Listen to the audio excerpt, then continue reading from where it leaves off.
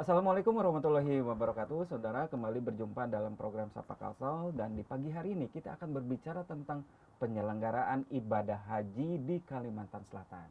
Dan untuk membicarakan hal ini, kita sudah hadir Kementerian Agama Kantor Wilayah Kalimantan Selatan, Bapak Muhammad Tamrin. Assalamualaikum Bapak. Waalaikumsalam Sehat ya Pak ya? warahmatullahi wabarakatuh. Alhamdulillah sehat. Alhamdulillah sehat. Ini ceria ya. Oke Pak, tadi saya disinggung di sebelumnya bahwa bagaimana sih penyelenggaraan ibadah haji? Kalau kemarin kan sempat COVID, zamannya COVID seperti itu. Kalau sekarang untuk di tahun ini di 2023 apa persiapannya dan bagaimana untuk penyelenggaraan haji di Kalimantan Selatan seperti itu? Ya, alhamdulillah dulu ya 2 tahun terakhir itu sesudah tahun 2019 memasuki COVID 2020 dan 2021 ini suasana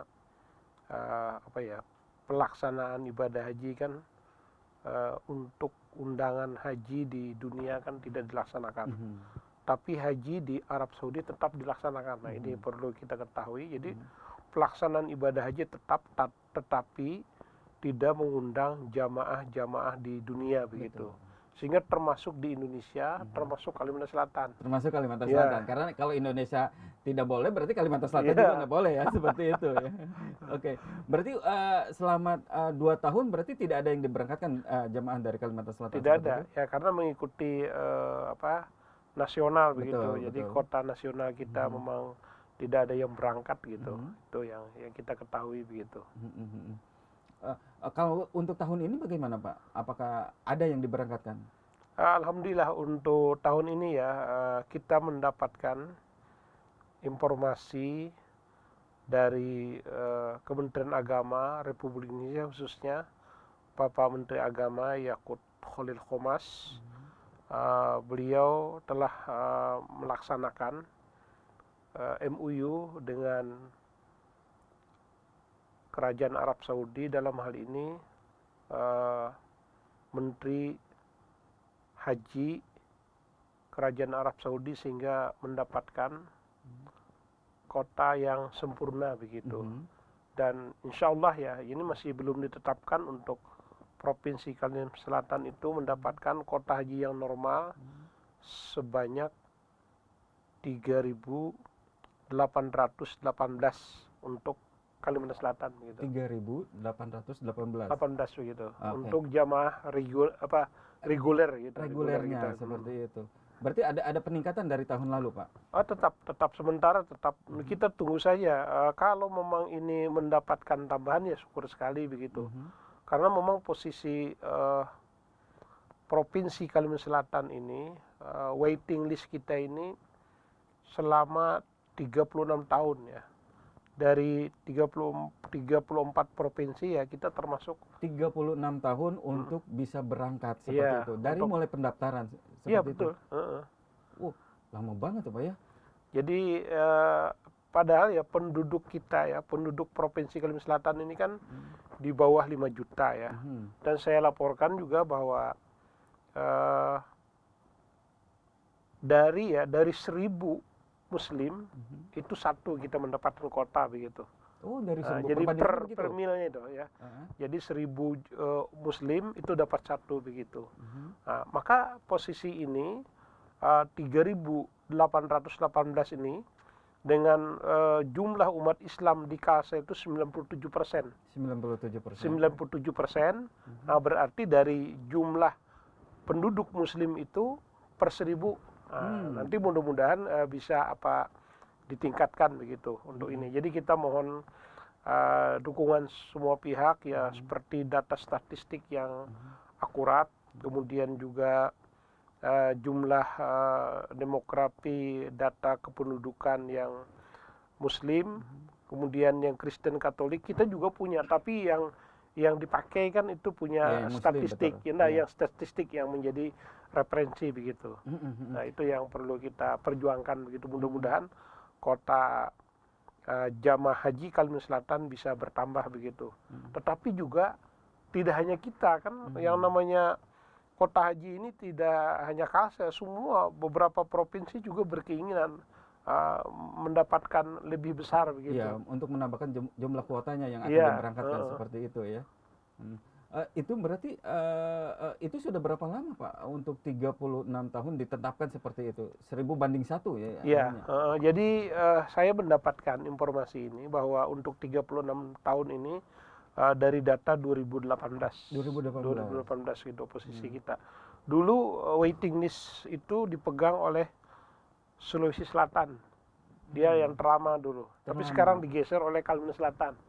Jadi memang antara Kalimantan Selatan dengan Sulawesi Selatan ini berlomba untuk waiting list yang terpanjang begitu. Untuk provinsi ya. Jadi ada yang kabupaten yang lebih gitu. Oh iya. Jadi maksud kabupaten ini berdasarkan ada kota haji yang per provinsi, ada kota haji untuk per kabupaten. Jadi untuk provinsi Kalimantan Selatan kita provinsi saja, enggak maksudnya provinsi, tidak ada kota per kabupaten kita enggak. Oh, enggak ada. Kita provinsi saja. Hanya provinsi aja. Dibandingkan dengan provinsi se-Indonesia, dari data yang sementara yang kita dapat, kita yang terpanjang gitu. 36 tahun begitu. 36 tahun. Pada saat mendaftar sekarang, 36 tahun baru berangkat haji begitu. Oke. Tadi berarti untuk bisa menambah jumlah kuota berarti jumlah penduduk berarti meningkat gitu, harus ditingkatkan seperti itu. Dan memang ini dari jumlah penduduk yang saya lihat itu nanti bisa dicek dari data statistik yang itu. Jadi posisi kita ini kan penduduk Provinsi Kalimantan Selatan ini 4 juta sekian begitu. Nah, jadi mungkin kalau Muslim dari 97%, kalau sekarang kan 3.800 kan begitu. Nah, jadi mungkin ya ada selisih mungkin berapa gitu yang harus kita kejar begitu. Tapi ya ini memerlukan kita dukungan dari semua unsur ya, baik Bapak Gubernur, Pak Mandirin begitu, termasuk juga dari data statistik, dan yang lebih itu juga kan dukungan dari Pak Menteri yang akan membagi kota di Indonesia ini. Oke. Untuk di Kalimantan sendiri nih, untuk berapa banyak nih, misalkan ada presentasinya Pak untuk kabupaten kota atau bagaimana? Oh jadi kita kita akan kembali saudara setelah iklan berikut ini.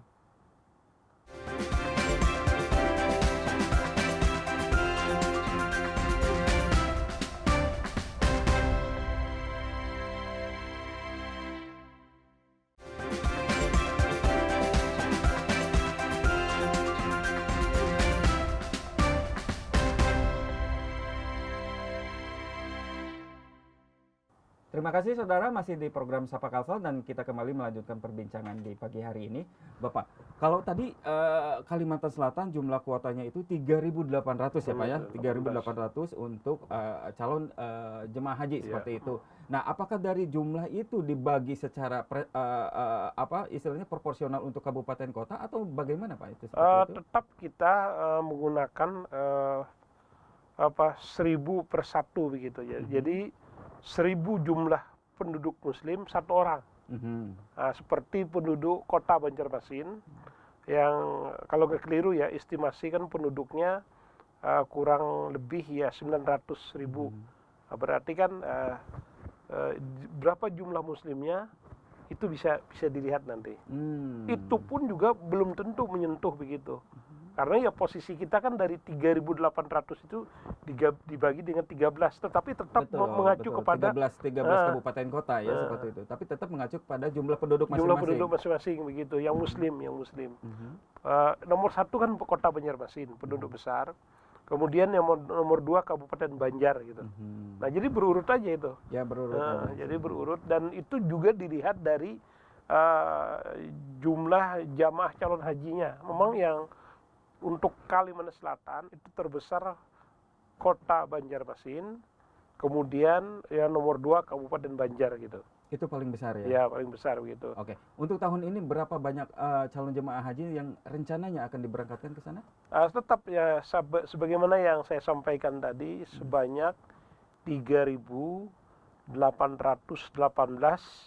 dan mudah-mudahan ini tidak berubah ya. Oh, berarti Karena kuotanya udah terpenuhi ya Pak ya? Iya, Okay. insya Allah itu mudah-mudahan kita tunggu saja nanti keputusan dari Bapak Menteri Agama Republik Indonesia untuk Kota Haji Kalimantan Selatan. Gitu. Oke, ada batasan usia Pak untuk pemberangkatan untuk calon jemaah haji yang akan berangkat ini, ada batasan usia berapa? Sekarang tidak ada batasan lagi, sepanjang sehat, kemudian dari hasil tim kesehatan verifikasinya menyatakan bahwa orang tersebut sehat boleh berangkat gitu. Boleh Jadi berangkat, usia ya? berapa aja dari kemarin kan dibatasi, sekarang enggak. Oke. Jadi berapa aja usianya? Ya kemarin kan sempat tahun kemarin kan sempat Iya, dibatasi ya seperti betul, itu. betul. Oke. Untuk tahun kemarin berapa jumlahnya Pak yang diberangkatkan? Yang tahun kemarin itu sebanyak mudah-mudahan saya tidak keliru ya, 1.743. Ya, diambil setengahnya berarti iya, ya seperti itu Kak. 50%. 50% ya. Karena sekarang untuk jumlah kuota di nasional udah kembali normal ya. Iya, penuh, ya, 221.000 ya, insya Allah betul. seperti itu ya Pak ya. Betul, betul. Oke. Berarti yang sekarang udah kembali normal dengan jumlah kuota yang kembali lagi Iya, normal kembali lagi ya seperti itu. 3.818 untuk jamaah Kalimantan Selatan begitu. Seperti itu. Tapi itu untuk reguler ya. Jadi saya ingin sampaikan kepada jamaah ataupun para warga benua Kalimantan Selatan yang hadir, sebenarnya kita juga ada kota khusus, itu maksudnya 1.342 itu adalah jamaah haji khusus. Apa untuk itu, Pak? Kalimantan Selatan. Ya, itu apa artinya Pak? Seperti maksudnya itu? Yang dikelola oleh Biro Perjalanan Haji Khusus. Seperti travel yang resmi begitu. Jadi yang dikelola oleh swasta begitu. Ya reguler ini kan berarti itu tidak masuk ke dalam kuota yang 3.800 tidak masuk. Masuk. Jadi mereka yang langsung dikelola oleh swasta gitu. Itu yang dikelola oleh swasta itu ada kuotanya juga Pak? Ada batasan kuotanya juga nggak? Iya, yang saya sebutkan tadi. Jadi tahun kalau dia normal nanti akan dapat 1.342. Tahun ini? Iya, untuk yang khusus. Untuk yang khusus. Khusus. 1.382 ya seperti itu. Oh, berarti kalau misalkan ditotalkan semuanya hampir 5.000 ya Pak yang akan diberangkatkan seperti itu. Tapi jangan lupa yang kita kelola oleh pemerintah dalam hal ini ditangani oleh Kementerian Agama hanya 3.818 itu. Ya, itu hanya masuk ke dalam haji reguler. Reguler itu. Kalau untuk yang khusus itu tidak dikelola oleh pemerintah. Sebenarnya ya dikelola, tetapi dalam hal ini mereka kan lebih mandiri. Betul. Seperti penyediaan transportasi, akomodasi, catering itu dikelola oleh Biro Perjalanan Khusus gitu. Disebut dengan haji khusus. Haji khusus itu ya seperti itu. Tapi mungkin untuk pencatatan dan sebagainya tetap masuk ke Kemenag ya. Itu untuk haji khusus itu langsung kewenangannya mencatat itu di pusat gitu. Di pusat. Ya, Kementerian Agama Pusat memang ada laporannya begitu. Jadi kita mungkin kan Biro Perjalanan ada yang dari Jakarta, kemudian dari Jawa Timur, ada perwakilan di Banjarmasin, itu silakan gitu.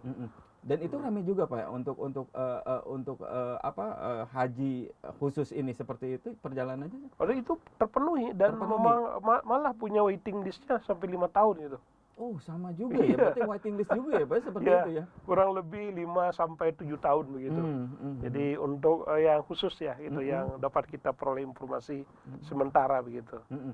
Dan Bapak ada nggak kewenangan dari Kekanwil Kalimantan Selatan untuk memantau, untuk mengawasi dan untuk ibadah haji khusus ini?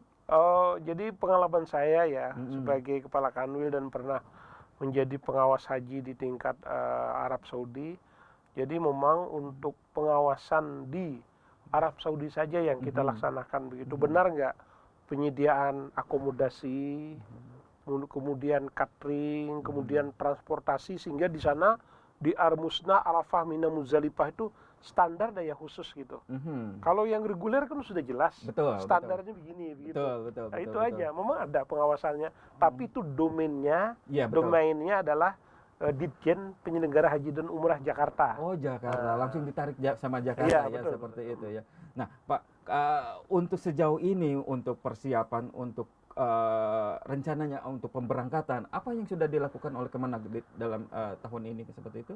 Yang jelas kita sudah melakukan koordinasi khususnya kepada stakeholder yang berada di Kalimantan Selatan seperti asrama haji ya. Jadi asrama haji ini punya kemampuan untuk menampung jamaah satu kloter gitu. Jadi satu kloter itu bisa memuat 360 satu pesawat.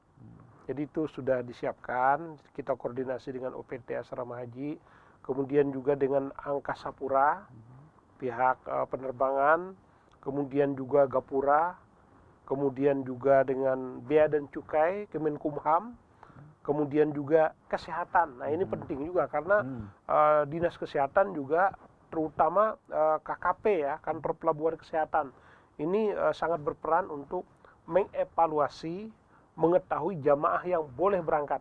Nah itu ada indikatornya? Belum kan, nanti belum ada penjadwalan untuk evaluasi dan pengawasan keberangkatan jamaah yang mau ke luar negeri. Itu ada nanti jadwal mereka nanti. Ada jadwalnya, diperiksa secara ininya? Iya. Dan itu kan ada ini perwakilan-perwakilan di tempat-tempat mereka untuk melakukan pemeriksaan begitu.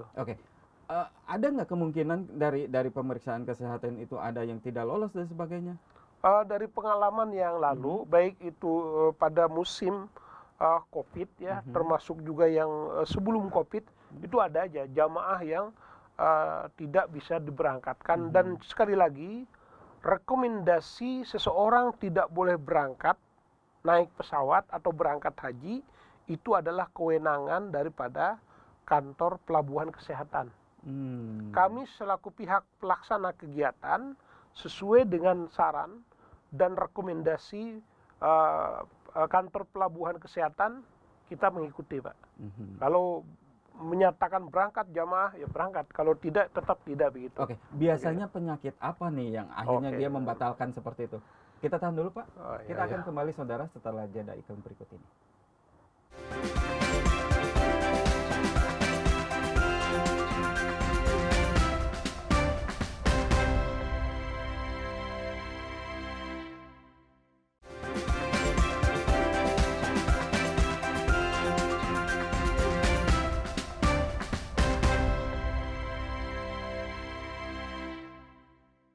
Terima kasih saudara, masih di program Sapa Kafal. Pak, kembali lagi tadi, penyakit apa sih sehingga calon jemaah haji itu tidak batal untuk diberangkatkan seperti itu gitu?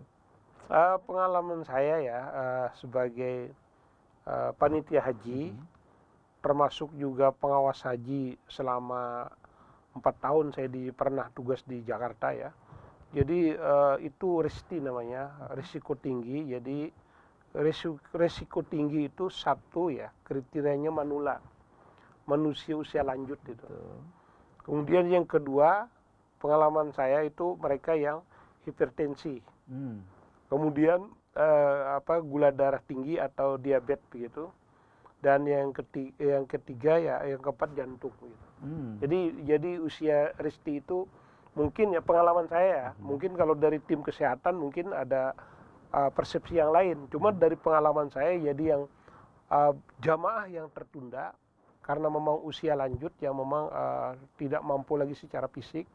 Yang kedua hipertensi, yaitu mungkin gejala kekuatan atau penurunan daya fisik yang tidak mampu. Kemudian itu diabetes itu. Itu juga kalau diabetesnya tinggi, itu akan bagi tim kesehatan juga itu akan direkomend untuk tidak berangkat. Dan yang terakhir jantung gitu. Tapi kalau misalkan dia manula, kemudian dia bisa menjaga kesehatan dari 4 karakter tadi, itu bisa lolos ya Pak ya, seperti itu? Tidak ada masalah. Jadi memang ada yang usia 70 tahun, 80 tahun yang saya lihat masih bisa jalan gitu. Dan malah mereka santai dan ngikutin perjalanan haji itu. Nah itu yang saya tahu gitu, pengalaman kita menjadi pelayan begitu kan, pelayan daripada haji baik itu di Arab Saudi maupun di daerah begitu. Kalau di Kalimantan Selatan sendiri ada berapa kloter Pak untuk tahun ini Pak yang akan diberangkatkan? Jadi insya Allah ya, kalau kota normal itu ada 14 kloter. 14 kloter itu dengan Kalimantan Tengah. Dengan Kalimantan Ya, Tengah. jadi oke. kita kan karena embarkasi itu keberangkatan, debarkasi itu kepulangan namanya. Mhm. Nah, jadi untuk embarkasi Banjarmasin itu keberangkatannya menyentuh 14 kloter begitu. 14 kloter ya Pak. Oke, kembali tadi ada nih apa minggu-minggu kemarin dari Menag Oh iya, iya. mengusulkan untuk apa kenaikan biaya penyelenggaraan ibadah haji itu seperti apa Pak? Kejelasannya gitu. Seperti Jadi itu. ini Pak Menteri Gus Yakut, beliau ini ya mendapatkan ya informasi yang akurat dari seluruh pihak gitu, baik dari BPKH, Badan Pengelola Keuangan Haji, maupun tim Ditjen PHU Penyelenggara Haji dan Umrah, termasuk juga tim Inspektorat Jenderal Kementerian Agama RI, sehingga angka itu muncul begitu rasionalnya. Jadi kalimat ini adalah penyesuaian anggaran begitu. Tetapi sekali lagi sesuai dengan rilis yang ada itu bahwa tetap kita menunggu persetujuan DPR RI Komisi 8 dalam RDP nanti. Jadi kita tunggu saja apakah nanti angka itu yang yang disepakati atau nanti diturunkan. Jadi kita tetap menunggu para yang mulia, yang terhormat anggota DPR RI Komisi 8, kita tunggu itu. Itu aja ya. Itu angkanya 69 juta ya Pak ya? Untuk di tahun ini usulannya seperti itu. Iya, penyesuaiannya itu. Jadi saya mohon izin untuk menjelaskan dengan penyesuaian itu, saya tidak mampu untuk menjelaskan karena memang domainnya itu adalah ada di pusat ya, iya, seperti di pusat. itu. Termasuk juga ini kan kewenangannya bapak-bapak DPR RI Komisi 8 betul gitu. betul. Tapi yang jelas ini belum final ya Pak, belum keluar, belum diketok palu oleh DPR. Apakah ini usulan dari Menag ini disetujui atau tidak? Mungkin seperti itu ya Pak. Tetapi jangan lupa ya, dari tim kita itu disampaikan dalam RDP nanti bagaimana nanti anggota terhormat bapak-bapak DPR RI nanti untuk memutuskan di Komisi 8 nanti.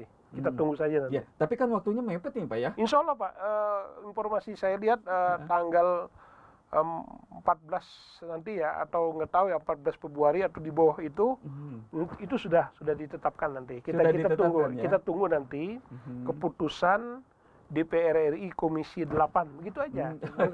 Oke, Pak, ini kalau misalkan sudah diputuskannya tiba-tiba naik misalkan seperti itu, apa yang dilakukan oleh Kemenag Kanwil Kalimantan Selatan? Mengikuti atau bagaimana itu? Kita harus segera mensosialisasikan. Jadi nanti kan tahapan sosialisasi ini kita harus cepat bahwa ini kemampuan jamaah yang nanti yang segera melunasi, ada yang tidak berarti kita harus kerjain Pak. Iya. Jadi nanti tim kita di Kemenak Kabupaten Kota dan di kantor KUA segera untuk menyampaikan kepada calon jamaah haji yang mendapatkan panggilan 2023. Iya, soalnya kan ini mepet banget nih Pak ya. Insya Allah Pak. Insya Allah itu. Kita akan segera begitu.